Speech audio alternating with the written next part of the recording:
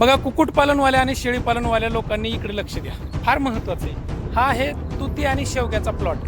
इथं जर समजा तुम्ही कुक्कुटपालन करण्याचा विचार जर करत असाल तर हे दोन्ही चारे तुमच्यासाठी आहेत. तुती बारीक करून आणि शेवग्याचा पाला कोंबड्या खूप आवडीनं खातात. दुसरा मुद्दा, ही जी तुती आहे आणि हा शेवगा आहे, शेळ्या त्यांच्या पोषणासाठी, शेळ्यांच्या पोषणासाठी खूप चांगला.